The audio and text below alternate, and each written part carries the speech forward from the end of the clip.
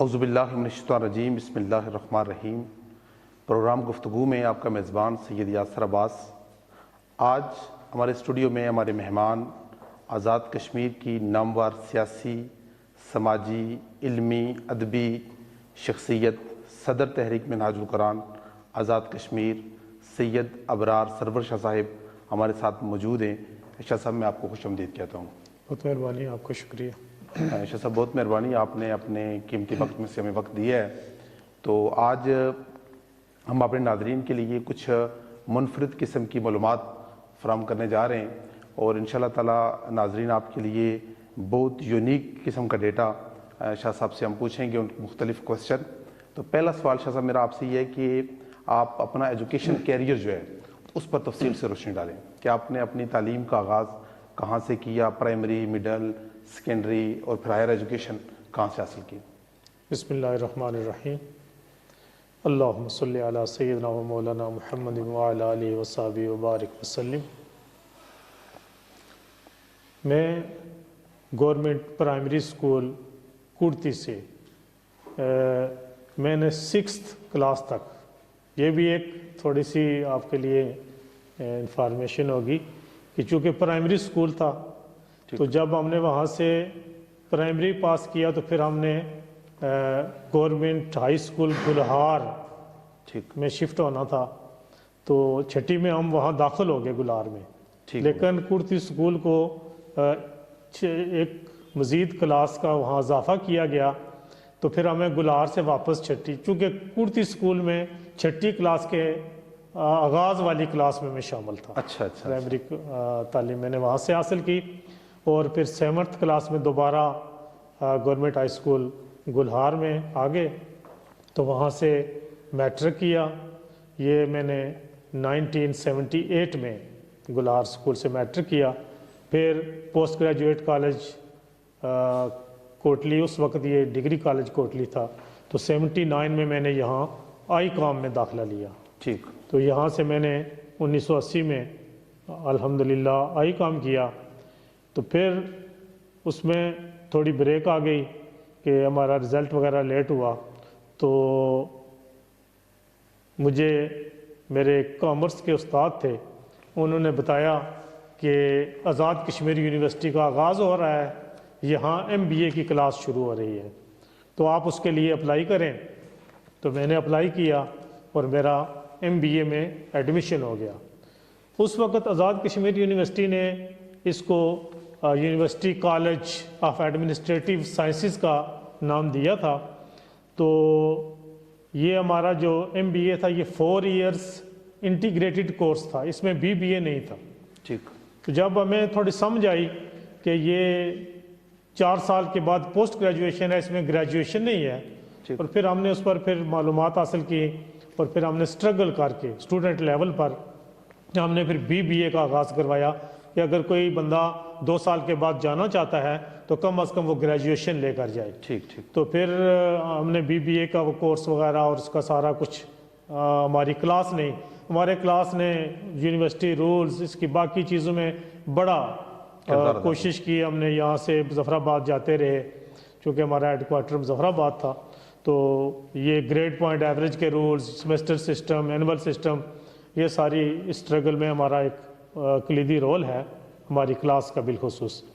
اور پھر BBA میں نے 85 میں کیا، چونکہ سیشن وغیرہ لیٹ ہوتے رہے، تو 87 میں نے MBA کیا، یہ فائنانس کی اسپیشلائزیشن کے ساتھ الحمدللہ۔ ماشاءاللہ ماشاءاللہ۔ تو شاہ صاحب، اتنی یعنی کہ ایک پرائمری اسکول جو تھا وہ بھی اپ گریڈ ہو گیا، اور میرے خیال میں MBA کی کلاس بھی فرسٹ ٹائم کوٹلی میں چلی تھی اس وقت؟ جی بالکل، وہ یونیورسٹی کی پہلی کلاس تھی نا، آزاد کشمیر یونیورسٹی کی۔ اچھا۔ جی شاہ صاحب، کیونکہ سادات کرام کا جو سلسلہ نسب ہے، اس میں تو کوئی شک نہیں کہ وہ آقا علیہ السلام کے ساتھ ہی جا کر متصل ہوتا ہے، لیکن ائمہ اہل بیت کے ساتھ بعض کڑیاں جا کر ہماری ملتی ہیں۔ تو ائمہ اہل بیت میں سے آپ کا جو سلسلہ نسب ہے وہ کس امام کے ساتھ ملتا ہے، اور پھر علاقائی اعتبار سے مثلا آپ کا تعلق جو ہے وہ گیلان سے ہے، گردیز سے ہے، بخارا سے ہے، اس پر تھوڑی سی روشنی ڈال دیں۔ ویسے تو سادات کا اوریجن مدینہ منورہ ہے، جی ٹھیک، پھر وہاں سے کربلا عراق، اور پھر وہاں سے کچھ لوگ سفر کر کے مختلف علاقوں میں گئے. تو جو ائمہ اہل بیت کے حوالے سے جو نسبت ہے وہ حضرت امام نقی علیہ السلام ہماری نسبت ان کے ساتھ ہے، ان کی اولاد میں سے ہیں. تو دوسرا جو علاقائی نسبت ہے، ہمارے آباء و اجداد جو عراق سے انہوں نے ادھر بر صغیر میں جو سفر کیا وہ سینٹرل ایشیا کی طرف سے کیا، بخارا سے. ٹھیک. تو وہ اس لحاظ سے بخاری اور نقوی یہ ہماری دو نسبتیں ہیں. ٹھیک ٹھیک. تو یہاں شروع سے ہی آپ کے وہ اجداد کوٹلی میں یہ بات تھے یا آپ پھر یہاں مائگریٹ ہوتے ہوتے آئے ہیں؟ جی جی، اس میں یہ ہے کہ میرے 8ویں دادا وہ اچ شریف سے آزاد کشمیر تشریف لائے، اور زیادہ ڈیٹیل نہیں پتہ کہ وہ کس زمانے میں آئے، لیکن ان کا مزار یہاں سروٹا نمبر 2 میں ہے.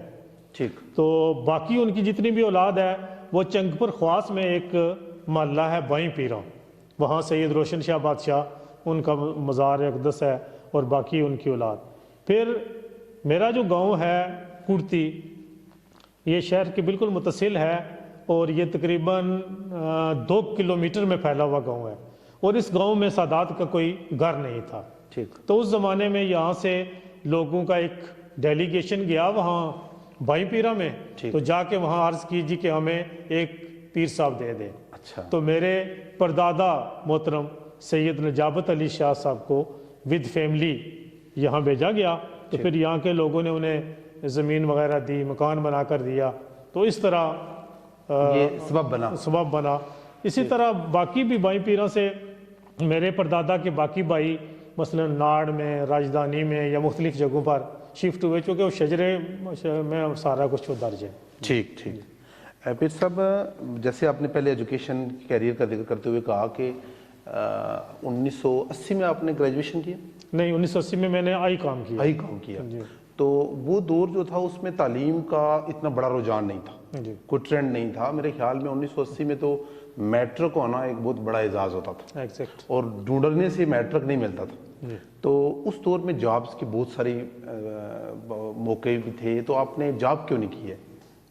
یہ اصل میں میرے BBA MBA کے دوران میرے ایک سب سے بڑے بھائی جو وہ 1966 میں برطانیہ چلے گئے تھے. اس زمانے میں جب لوگ جاتے تھے تو وہ میرے خیال میں 7th کے اسٹوڈنٹ تھے جب وہ برطانیہ چلے گئے.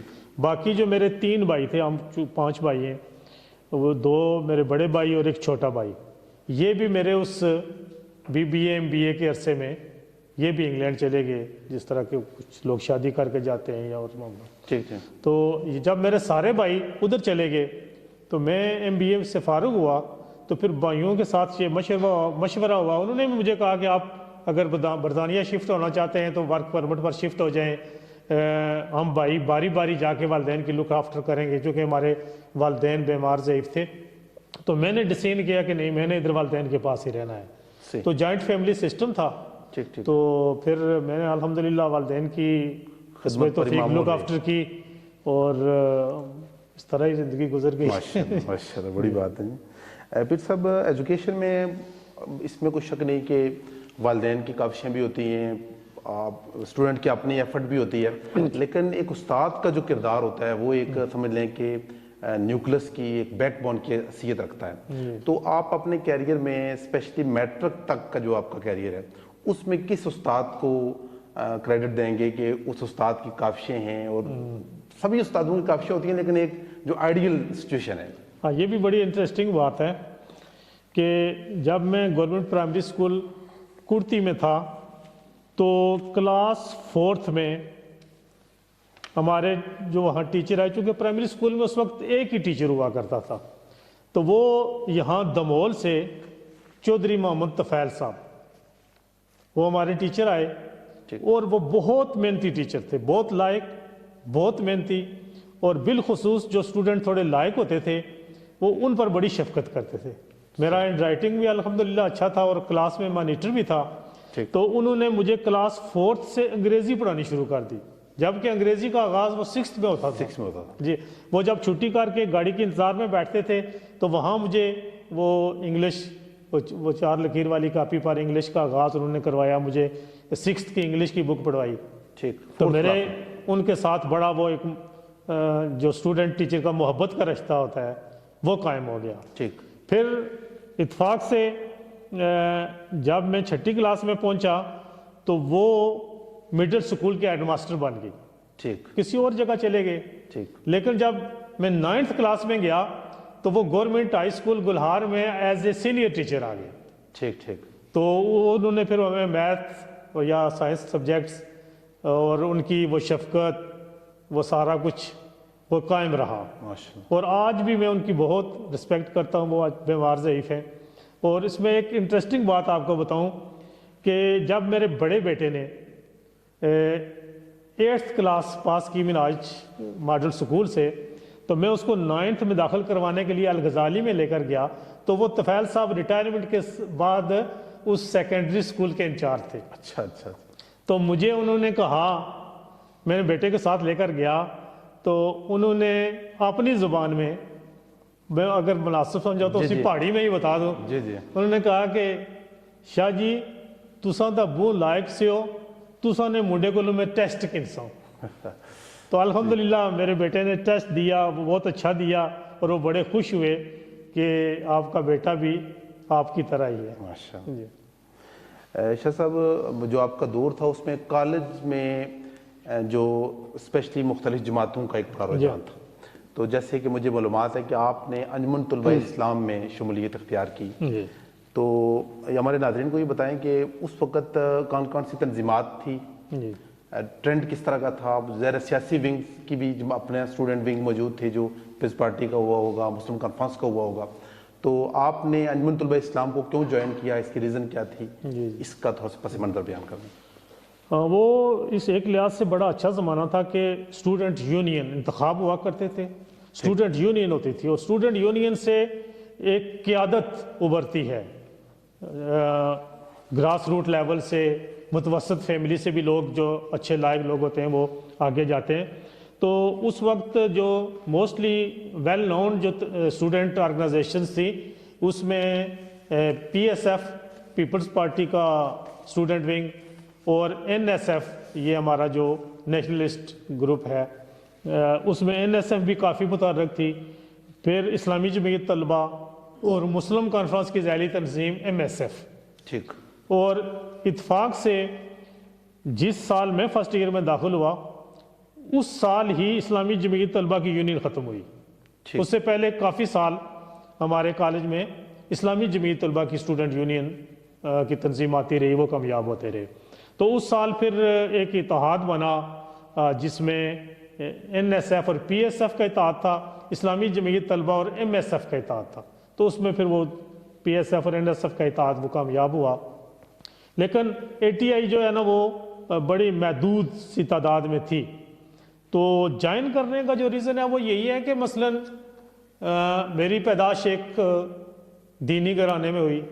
پھر اس علاقے کے بہت بڑی ہستی قبلہ حضرت صاحب رحمۃ اللہ علیہ گلار شریف، ان کے ساتھ بھی ہمارا تعلق تھا. بلکہ یہ سمجھ لیں کہ جب میری پیدائش ہوئی تو قبلہ حضرت صاحب رحمۃ اللہ علیہ ہماری مسجد میں رہا کرتے تھے اس زمانے میں. جی. تو اس حوالے سے چونکہ دو ہی مذہبی تنظیمیں تھیں، ایک اسلامی جمعیت طلبہ اور ایک انجمن طلبہ اسلام، تو ظاہر ہے ہمارا اہل سنت کا جو رجحان ہے وہ انجمن طلبہ اسلام کے ساتھ تھا. تو انجمن طلبہ اسلام میں آپ نے کس کس ڈیزگنیشن پر کام کیا؟ پہلے تو میں کالج کی سطح پر، پھر ضلع کی سطح پر، اور اس کے بعد آزاد کشمیر کا ناظم بھی رہا. ٹھیک. تو پھر سب یہ بتائیں کہ کیونکہ آپ اس وقت صدر ہیں تحریک منہاج القرآن آزاد کشمیر کی، جی. تو انجمن طلبہ اسلام سے منہاج القرآن کا سفر جو ہے اس کے درمیان کیا واقعہ پیش ہے؟ شاہ جی اس طرح ہے کہ ہمارے ہاں بہت باتیں کی جاتی ہیں کہ ہم نظریاتی ہیں. لوگ کہتے ہیں نا ہم نظریاتی ہیں، لیکن یہ صرف جملوں اور سینٹنسز کی حد تک ہوتا ہے. لیکن جو میری وابستگی انجمن طلبہ اسلام کے ساتھ تھی وہ میں اس کو نظریاتی کہتا ہوں. چونکہ وہ خالصتاً اللہ اور اس کے پیارے حبیب صلی اللہ علیہ وسلم کی رضا کی خاطر تھی، بے شک جس طرح ہمیں سکھایا گیا اس طرح۔ تو چونکہ وہ ایک صرف سٹوڈنٹس تنظیم تھی، اس کا کسی سیاسی جماعت کے ساتھ اس وقت تعلق نہیں تھا، ٹھیک ہے۔ بعد میں پھر گروپنگ وغیرہ ہوئی، سیاسی جماعت کے ساتھ بھی تعلق ہوا، پھر اس طرح کی، وہ تو ایک لمبی تفصیل ہے۔ جی جی لیکن چونکہ ایک تنظیمی تحریکی مزاج بن گیا تھا، تو پھر اس سٹوڈنٹس دور میں ATI کے زمانے میں جب ہم مرکزی پروگراموں میں جاتے، کنونشن وغیرہ ہوتا، سالانہ کنونشن، تو ہمیں بتایا جاتا جی کہ ایک نوجوان آدمی وہ پروفیسر ہیں اور بہت اچھا خطاب کرتے ہیں، تو ہمارے پروگراموں میں حضور شیخ الاسلام اس جوانی کے دور میں تشریف لاتے رہے۔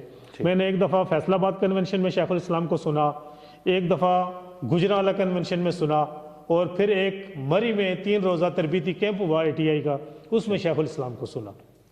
تو پھر یہ بھی پتا چلا کہ آپ ٹی وی کے ایک پروگرام، شاید اس کا نام فہم القرآن تھا، پی ٹی وی میں آتے ہیں، پھر وہ اس وقت ٹی وی کا انتظام نہیں تھا، پھر کوئی ٹی وی کا انتظام کیا، اس پر سننا شروع کیا، تو بس وہ ایسی انسپائریشن ملی کہ ATI تو صرف سٹوڈنٹس کی حد تک تھی، لیکن جب میں نے دیکھا کہ یہ جو تحریک منہاج القرآن ہے یہ ہمہ جیت ہے، اس میں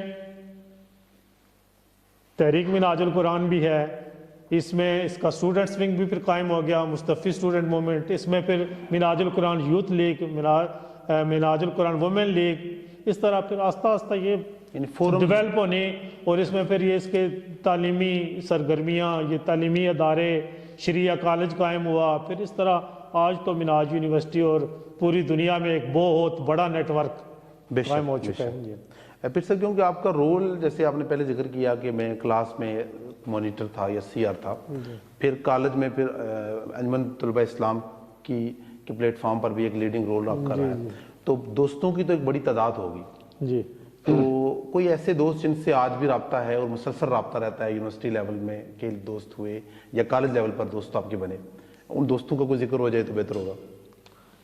دیکھیں، ویسے تو ہے کہ واقفیت تو ظاہر ہے زندگی کا یہ سفر ہے، جب جو آگے نکلتا ہے تو واقفیت بڑھتی رہتی ہے، لیکن میرے دوست کوئی محدود تعداد میں ہی ہوئے ہیں۔ مثلاً میرے ایک یونیورسٹی کے جو اچھے دوست تھے وہ محمد مطلوب انقلابی مرحوم تھے، اور ہمارا ان کے ساتھ نظریاتی یا تنظیمی کوئی نہیں تھا، لیکن ان میں کچھ کوالٹیز تھی جس کی وجہ سے، یا وہ میرا بہت ریگارڈ کرتے تھے، تو میرا ان کا اینڈ تک ایک بڑا محبت کا رشتہ رہا۔ اس کے علاوہ میرے ایک بہت اچھے کلاس فیلو دوست ساجد حمید ہیں میرپور سے، پھر ایک خورشید عباسی ہیں ایبٹ آباد سے، اس طرح اور بھی دوست ہیں الحمدللہ۔ شیخ الاسلام جب 2002 میں کوٹلی تشریف لائے تو آپ کے گھر انہوں نے قیام کیا، آپ ان کے میزبان تھے، اس وقت آپ تحریک کے صدر تھے یا امیر تھے آزاد کشمیر کے؟ یا نہیں، میں اس وقت آزاد کشمیر کا امیر نہیں تھا۔ آزاد کشمیر کے سب سے پہلے امیر جو ہیں، جو جیسے جہاں تک مجھے یاد پڑتا ہے نا، کہ مظفر آباد کے ایک قاری عبد الرحمن چشتی، جو 1 سال پہلے تقریباً ان کا وصال ہو گیا ہے، وہ ہمارے پہلے امیر تھے۔ اور مجھے یہ پتہ ہے کہ وہ پبلک ٹرانسپورٹ پر پورے آزاد کشمیر کے وزٹ کیا کرتے تھے، بڑے ڈیڈیکیٹڈ ورکر تھے مشن کے۔ ظاہر تحریک منہاج القرآن کا جو پودا یہ آپ کے سامنے لگا، اور آزاد کشمیر میں آپ ان اولین لوگوں میں سے ہوں گے جنہوں نے شیخ الاسلام کی دعوت پر لبیک کہا، تو آزاد کشمیر میں کام کا کریڈٹ تو ذرا آپ صدر ہیں، آپ کا بھی ایک رول ہے، لیکن آپ بس اپنی نظروں میں کس شخص کو سمجھتے ہیں کہ مشن کا کام یا منہاج القرآن کو پروموٹ کرنے کا جو رول ہے، کلیدی رول، وہ کس شخص نے پیش کیا ہے آزاد کشمیر میں؟ جب منہاج القرآن قائم ہو گیا، اس کا مرکز لاہور میں بن گیا، تو جو لوگوں کے ساتھ آل اوور دی کنٹری رابطے تھے وہ ATI کے سابقین کے ساتھ تھے، ٹھیک ہے، تو وہ لوگ تو موجود تھے، انہی کی ریفرنس سے مرکز سے لوگ آتے تھے، ٹھیک مثلا مختلف ڈیلیگیشن یا اس وقت کے. بلکہ میں اگر آپ کو یہ بتاؤں کہ اس زمانے میں ہمارے ایک قرآن کے جو مرکزی امیر تھے وہ بہت ان کی مثلا وہ ضعیف لیکن بہت انرجیٹک، ٹھیک اس وقت ان کی سفید داڑھی، اور محمد انور قریشی ٹھیک وہ بھی یہاں کوٹلی تشریف لائے ٹور پر. ٹھیک ٹھیک ہے. پھر ہمارے میرپور کے پروفیسر محمد رفیق صاحب وہ آزاد کشمیر کے امیر بھی رہے. ٹھیک تو اس طرح مختلف ضلعوں میں وہ جاتے رہے، اور یہاں کا جو نیٹ ورک تنظیمی بنا، پھر اس میں قاری عبدالرحمن چشتی صاحب اور محترم پروفیسر محمد رفیق صاحب، اس طرح کے لوگوں نے اپنا رول ادا کیا. اپنا رول پلے کیا. جی تو شیخ الاسلام جب کوٹلی تشریف لائے تو اس وقت ظاہر فرسٹ ٹائم کوٹلی آئے وہ، جی جی اور میرے خیال میں اس کے بعد پھر دوبارہ کوٹلی آئے بھی نہیں ہے. تو وہ دورہ کس طرح کا تھا، کس نوعیت کا تھا، اس کی رودات ہمارے ناظرین کو اگر آپ بتائیں. اصل میں اس وقت تحریک منہاج القرآن کا آزاد کشمیر کے لیے جو سیاسی ونگ تھا، یہ جموں کشمیر عوامی تحریک کا قیام ہوا تھا. ٹھیک. تو پاکستان میں بھی عوامی تحریک، پاکستان عوامی تحریک متحرک ہو چکی تھی. ٹھیک. تو جب ہم نے شیخ الاسلام کو دورے کی دعوت دی تو انہوں نے فرمایا کہ آپ وہاں ایک مستفی انقلاب کانفرنس کا انتظام کریں، اور وہ آزاد کشمیر لیول کی ہو، پورے آزاد کشمیر سے لوگ اس میں شرکت کریں. ٹھیک. تو پھر اس کے لیے پھر ہم نے ایک کمیٹی بنائی آزاد کشمیر بھر کے جو ہمارے چیدہ چیدہ لوگ تھے، اور اس کے لیے پھر ہم نے پلاننگ کی. تو پھر پلاننگ میں یہ تھا جی کہ حضور شیخ الاسلام کا روٹ کیا ہوگا، کہاں سے تشریف لائیں گے، تو پھر ان کا استقبال اور باقی چیزیں. پھر چونکہ آپ نے پنڈی سے آنا تھا تو پھر آپ کا ہولہاڑ سے استقبال شروع ہوا بہت ساری جگہوں پر. سہسا میں بھی ایک جلسہ ٹائپ پروگرام ہوا، اور اسی طرح وہ جلوس اس کا استقبال ہوا ادھر رحمان برج پر. ٹھیک. اور حضور شیخ الاسلام کے باقی جو ساتھی تھے ان سب کو یہاں ریسٹ ہاؤس میں چھوڑ کے ٹھیک. پھر حضور شیخ الاسلام ہمارے گھر تشریف لے کر گئے. تو وہاں قیام ہوا. ٹھیک. پھر دوسرے دن چونکہ یہ جو دربار عالیہ ہے ریاں شریف فیض آباد، جی جی. یہاں 8 اپریل کو عرس کی محفل تھی. ٹھیک. تو وہاں تھوڑی دیر کے لیے گئے، وہاں خطاب کیا. اور پھر ادھر پوسٹ گریجویٹ کالج کے گراؤنڈ میں وہ بہت بڑی مستفی انقلاب کانفرنس اس کا انتظام تھا. ٹھیک. کوٹلی کی تاریخ کا ایک بہت بڑا منظم جلسہ وہ ہوا. پھر رات کو شیخ الاسلام پناگ شریف دربار وہاں تشریف لے کر گئے، وہاں بھی ایک محفل ہوئی. ٹھیک. اور پھر دوسری رات لیٹ تشریف لائے غریب خانہ پر، وہاں قیام ہوا. اور پھر یہ جو کشمیر بلڈ بینک ہے، جی جی. یہ ہماری پرانی ایک رفائی تنظیم ہے یہاں کوٹلی کی، جی. جس کو مبارک بسمل صاحب چلاتے ہیں. ٹھیک. انہوں نے یہاں ایک پرائز ڈسٹریبیوشن کا پروگرام رکھا ہوا تھا اسی اسکیم میں، اس میں شیخ الاسلام نے شرکت کی اور پھر یہاں سے واپس تشریف لے. ٹھیک. لاسٹ ٹائم جب لانگ مارچ کا سلسلہ شروع ہوا پاکستان میں 2014 میں، تو پوری پاکستان کی پاکستان عوامی تحریک نے کال دیا لوگوں کو. آزاد کشمیر میں آپ صدر تھے اس وقت بھی، تو یہاں سے کس حد تک لوگوں کی پارٹیسپیشن ہوئی؟ آزاد کشمیر سے کتنی بڑی پارٹیسپیشن کرانے میں آپ کامیاب ہوئے ہیں؟ میں اس میں کوئی اتنا کریڈٹ اپنے طور پر تو نہیں لینا چاہتا، چونکہ یہ ٹیم ورک ہوتا ہے نا. جی جی.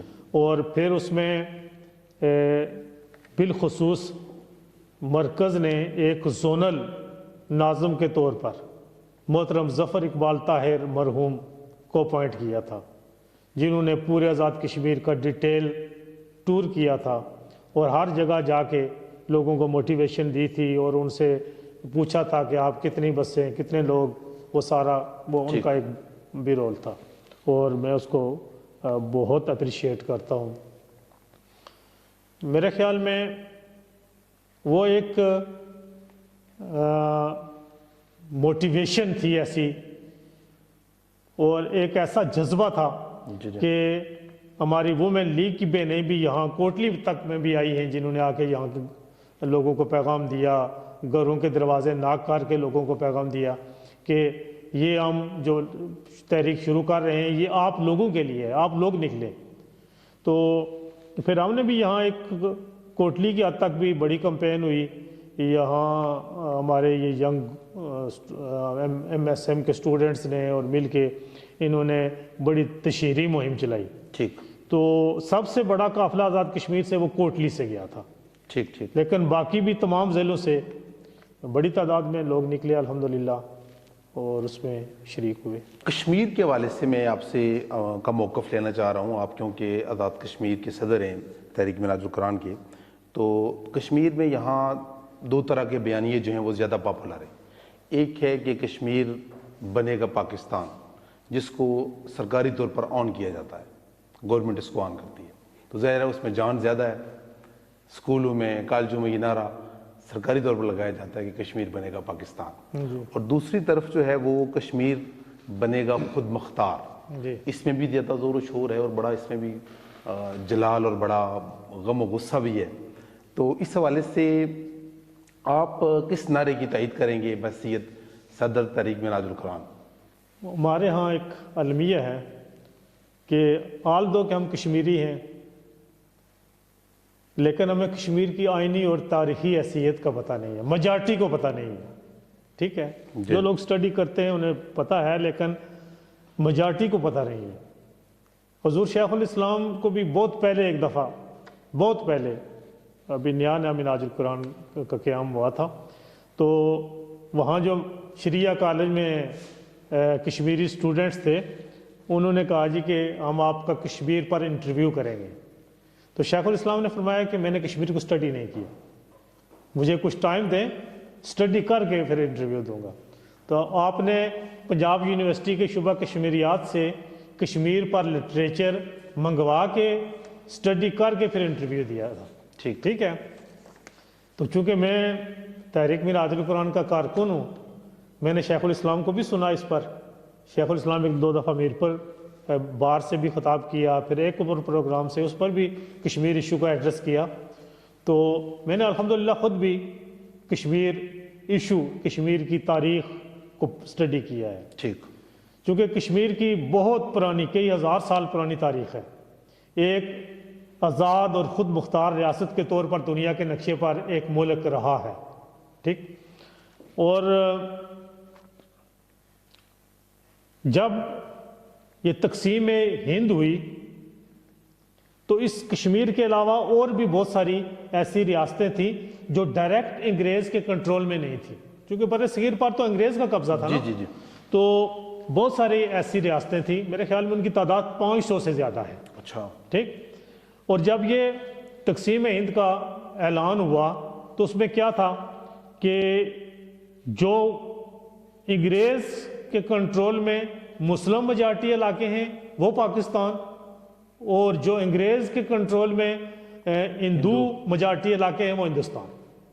فیصلہ یہ ہوا، فیصلہ یہ ہوا، اور ریاستوں کے بارے میں یہ فیصلہ ہوا کہ ریاستیں جو فیصلہ کریں گے اس کے سربراہ ہیں جن کی وہ ریاستیں ہیں، چونکہ اس کو بھی تو مہاراجے نے خریدا ہوا تھا کشمیر کو، جی تو وہ جو فیصلہ، لیکن سب سے بڑی ریاست یہ تھی 84,000 مربع میل، باقی تو چھوٹی چھوٹی نواب آف باولپور، نواب آف فلاں فلاں فلاں، وہ تو چھوٹی چھوٹی ریاستیں تھیں۔ ٹھیک، تو میجارٹی ریاستوں نے فوری طور پر فیصلہ کر لیا ہے، کسی نے ہندوستان کے ساتھ جانے کا فیصلہ کر لیا، کسی نے پاکستان کے ساتھ جانے کا۔ ٹھیک، تو ابھی مہاراجا نے یہ فیصلہ نہیں کیا تھا کدھر جانا ہے؟ کدھر جانا ہے۔ ٹھیک، کچھ لوگوں کا یہ کہنا ہے کہ مہاراجے کا جو مائنڈ تھا، جو ٹرینڈ تھا، وہ پاکستان کے ساتھ ہی تھا، وہ ہندوستان کو پسند نہیں کرتا تھا۔ ٹھیک، لیکن ایک ایسی صورت حال بن گئی 1948 میں کہ ادھر سے ایک چڑھائی ہو گئی ٹھیک، مجاہدین کی شکل میں۔ ہمارے ہاں مجاہدین کی شکل ہوتی ہے، اس کے پیچھے کچھ اور مقاصد ہوتے ہیں، مقاصد ہوتے ہیں یا لوگ ان کے جو عوامل شامل ہوتے ہیں۔ تو جب ادھر سے ایک فوج نے حملہ کیا تو مہاراجے کی اپنی فوج نہیں تھی، انہوں نے ادھر سے کشمیر کو فتح کرنا شروع کر دیا۔ یہ جو آزاد کشمیر ہے جی یہ اس فوج نے فتح کر لیا، وہ تیزی سے آگے بڑھ رہے تھے، تو مہاراجے نے مجبوراً انڈیا کے ساتھ رابطہ کیا کہ اس نے کہا جی کہ پاکستان نے حملہ کر دیا ہے ہمارے اوپر، تو ہماری مدد کرے۔ اچھا تو انڈیا والوں نے یہ کہا جی کہ آپ ہمارے ساتھ علاق کی دستاویز پر دستخط کریں تو پھر ہم آپ کی مدد کریں گے، اور اس وقت مہاراجے نے ایک دستاویز لکھ کے انڈیا کو دے تھی، جو ایک تاریخ ہے، ٹھیک جو لیگل ڈاکومنٹ ہے وہ انڈیا کے پاس ہے، ٹھیک ٹھیک ہے۔ پاکستان دنیا میں جہاں بھی کشمیر کی بات کرتا ہے کبھی یہ نہیں کہتا کہ یہ میرا حصہ ہے، یا اس کی کوئی آئینی اور تاریخی حیثیت کو ثابت نہیں کر سکتا، وہ یہ کہتے ہیں کہ وہاں انسانی حقوق کی وائلیشن ہو رہی ہے، جو کیونکہ مسلمانوں کی اکثریت ہے، اور وہ جو ڈاکومنٹ تھا کہ جہاں مسلم اکثریتی علاقے ہیں، لیکن وہ کشمیر اس میں شامل نہیں تھا، ٹھیک ٹھیک، اسٹیٹ کی وجہ سے، ٹھیک ہے، ٹھیک ٹھیک، یہ الگ ریاست تھی، اس کا اطلاق نہیں ہوتا، وہ دو قومی نظریے کا یا تقسیم ہند، کچھ لوگ کہتے ہیں کہ یہ کشمیر تقسیم ہند کا نامکمل ایجنڈا ہے، یہ بھی غلط ہے، اچھا یہ جھوٹ ہے، ٹھیک، اس کا حقیقت سے کوئی تعلق نہیں ہے، صحیح، ٹھیک ہے۔ پھر جو یو این میں کیس گیا وہ بھی پاکستان لے کر نہیں گیا، وہ انڈیا لے کر گیا ٹھیک، کہ جی کشمیر کا ایک حصہ پاکستان نے یہ، اور اس وقت یہ line of control cease fire line قائم ہوئی، ٹھیک ٹھیک، ٹھیک ہے۔ جب سیز فائر لائن قائم ہو گئی تو یو این میں جو قراردادیں پیش ہوئیں، یو این میں جو ڈسکشن ہوئی، اس میں دنیا کے سارے ملکوں نے دلچسپی لی، کیونکہ اس وقت یہ بتایا گیا کہ کشمیر دنیا کے نقشے میں ایک الگ ملک تھا، اب یہ تقسیم ہو گیا ہے، ٹھیک ہو گیا، ٹھیک ہے۔ اور پھر دنیا کے ملکوں نے اس پر دلچسپی لی، اور اس پر پھر یہ فیصلہ ہوا کہ right of self determination and plebiscite, کہ کشمیر کے لوگوں کو آ کے رائے دہی دیا جائے کہ یہ خود فیصلہ کریں کیا کہ کرنا ہے، یہ ہندوستان کے ساتھ جائیں گے یا پاکستان کے ساتھ جائیں گے، ٹھیک، ٹھیک ہے۔ پھر اس کے لیے یہ بھی ہوا جی کہ مثلاً جو انڈین آکوپائڈ کشمیر ہے وہاں انڈیا کے لوگ جا کے آباد نہیں ہو سکتے، زمین نہیں خرید سکتے، جی جی، پاکستان کے لوگ اس آزاد کشمیر آ کے زمین نہیں خرید سکتے، یہاں آباد نہیں ہو سکتے، تاکہ آپ مصنوعی طور پر اپنی میجارٹی بنا کے اس رائے دہی پر اثر انداز نہ ہو، ٹھیک ٹھیک، ٹھیک ہے۔ لیکن وقت کے ساتھ ساتھ یہ جو انٹرنیشنل ایشو تھا، دنیا کی نظروں میں اس کو ایک عالمی سطح کا مسئلہ مانا جاتا تھا، دنیا پوری اس کی سپورٹ کرتی تھی، جی جی، یہ تاشقند معاہدہ، شملہ معاہدہ اور اعلان لاہور، اس طرح کے معاہدوں کی وجہ سے یہ پھر انٹرنیشنل ایشو نہیں رہا، یہ دو ملکوں کا باہمی تنازع ہو گیا، ٹھیک ٹھیک، ٹھیک ہے۔ اس کو پھر کہتے ہیں بائی لیٹرل، یہ دو ملکوں کا تنازع ہو گیا۔ جب لوگوں نے کہا جی کہ یہ انڈیا اور پاکستان کا ایشو ہے تو انہوں نے پھر اس پر دلچسپی لینا چھوڑ دی، ٹھیک، اس طرح یہ مسئلہ آہستہ آہستہ ٹھنڈا ہو گیا، اور اگر اس کو الحاق اور خود مختاری کی طرف نہ لے جایا جاتا، اس کو صرف آزادی کا ٹائٹل دیا جاتا، آزادی کے بعد اگر کشمیر کے لوگ یہ فیصلہ کرتے، پہلا تو بات ہے آزادی، جی جی جی، آزادی کسی ایک کے ساتھ الحاق کرنے کی ڈیفینیشن میں نہیں آتی، جی جی، ٹھیک ہے۔ تو میں سمجھتا ہوں کہ آج تو یہ بہت کمپلیکیٹڈ ہو گیا ہے، جس طرح کہ وہ فلسطین کا ایشو ہے، اس طرح پھر دنیا کی جو طاقتیں ہیں ان کی بھی اپنی ایک انٹرسٹ ہوتی ہے، جو انٹرنیشنل اسٹیبلشمنٹ ہے یا باقی لوگ ہیں۔ تو آج ہم جتنی بھی کوشش کریں، کیونکہ ہماری جو نئی نسل ہے انہوں نے ہمارے نصاب سے میں کشمیر شامل ہی نہیں ہے، جی جی، ان کو پتہ ہی نہیں ہے کہ ہمارا ایشو ہے، ہمارے لوگوں کو الجھا دیا گیا ہے یہ ٹوٹی کھمبے کی سیاست میں اور ان چیزوں میں۔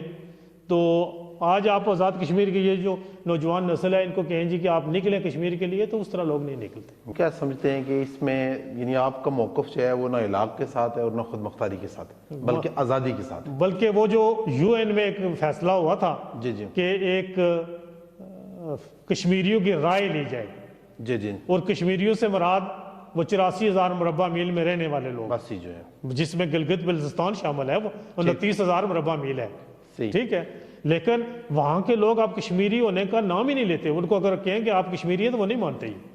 آپ اس سچویشن میں جو مقبوضہ کشمیر کے ہمارے مسلمان ہیں اور جو ہم آزاد کشمیر کے جو مختصر سے رقبے کے مسلمان ہیں، ان کو کیا میسج دینا چاہتے ہیں کہ ہمیں کیا کرنا چاہیے؟ دیکھیں ایز اے کشمیری ہمارا رول کیا بننا چاہیے؟ کہ یہاں بھی جو پارٹیاں ہیں، یہاں بھی سیاسی پارٹیاں ہیں اور میجارٹی وہ پاکستانی پارٹیز ہیں، جی جی ٹھیک ہے، پیپلز پارٹی بھی وہاں سے امپورٹ ہوئی ہے، باقی بھی پارٹیز ہیں جو بھی ہیں، یا نون لیگ وغیرہ جتنی بھی ہے، یہ تو اقتدار کی جنگ میں ہے۔ مثلا انہوں نے اتفاق کیا ہوا ہے کہ یہاں ایک صدر بن جاتا ہے، ایک وزیر اعظم بن جاتا ہے، 20 یعنی یہ سیاسی پارٹیاں ہیں پاکستان کی، چلو ہوں یا نہ ہوں، ان کا مقصد جو ہے وہ اقتدار حاصل کرنا اقتدار ہے۔ جی جی مثلا اگر کشمیر آزاد بھی ہو جاتا ہے جی جی تو پتہ نہیں پھر ان کو کوئی ضلع کونسل کا ممبر بھی بنائے گا یہ نہیں بنائے گا، تو یہاں کے یہ وزیر اعظم بھی بنتے ہیں، صدر بھی بنتے ہیں، منسٹرز بنتے ہیں، 20-25 منسٹر ہوتے ہیں، اس کے ساتھ اتنے ہی مشیر وغیرہ ایکول ٹو منسٹر ہوتے ہیں، جی تو انہوں نے تو اسی پر اتفاق کیا ہوا ہے، جی جی جی ٹھیک ہے۔ وہاں کے جو کشمیری ہیں ان میں بھی مقبوضہ کشمیر کی جی جی وہاں بھی گروپنگ ہے، مثلا کچھ لوگ جو ہیں وہ پاکستان کے پے رول پر ہیں، وہ وہاں کچھ باتیں ایسی کرتے ہیں جن کی وجہ سے ان کو مار پڑتی ہے، تو کچھ جو ہیں وہاں کے اقتدار انہوں نے انڈیا کے ساتھ اپنا وہاں کی جو پارٹیز ہیں ان کے ساتھ، یا جو وہاں کی جو حکمران پارٹی ہوتی ہے اس کے ساتھ مل جاتے ہیں اور وہاں کی حکومت کرتے ہیں۔ تو ابھی ان سب لوگوں کو کسی ایک پوائنٹ پر اکٹھا کرنا، ٹھیک، یہ سمجھ لیں کہ بہت مشکل ہے، چیلنج ہے۔ لیکن باسیط کشمیری میرا تو یہ دل کرتا ہے کہ میں بھی سری نگر جاؤں، میں بھی جموں جاؤں، ٹھیک، یہ سیز فائر لائن، یہ کنٹرول لائن نہیں ہونی چاہیے۔ دنیا کے نقشے پر ایک ملک تھا، ہمارے کچھ عزیز و اقارب ادھر ہیں، کچھ ادھر ہیں، تو شاید کبھی کسی کو احساس ہو۔ انشاءاللہ۔ ناظرین، آپ نے ہمارے معزز مہمان سید ابرار سرور شاہ صاحب جو صدر تحریک منہاج القرآن آزاد کشمیر ہے ان کا موقف سنا۔ ہم نے ان سے بہت ساری باتیں ان کی تعلیم کے متعلق، ان کی انجمن طلبہ اسلام سے وابستگی کیسے ہوئی، منہاج القرآن میں کیسے ہوئی، اور پھر کشمیر کے حوالے سے مجھے لگا کہ ہم انشاءاللہ تعالیٰ ایک نیکسٹ بھرپور کشمیر ٹاپک پر ایک پروگرام کریں گے، جس میں شاہ صاحب کو ایک مرتبہ پھر انوائٹ کریں گے، اور کچھ لوگ اور جو کشمیر کے اوپر اچھی گرپ رکھتے ہیں اور کشمیر کی اسٹڈی کے حوالے سے جن کا کی ایک حیثیت ہے ان کو انوائٹ کریں گے، تو اس پر تاکہ ایک وہ زبردست ڈسکشن ہو اور ہماری نیو جنریشن کو پتہ چلے کہ ایکچولی کشمیر ایشو ہے کیا، اور ہم نے جانا کہاں پر ہے اور ہمیں کس راستے میں الجھا دیا گیا ہے۔ تو آج ان تمام باتوں کے ساتھ اجازت دیجیے اپنے میزبان سید یاسر عباس کو۔ اللہ حافظ۔ اللہ حافظ۔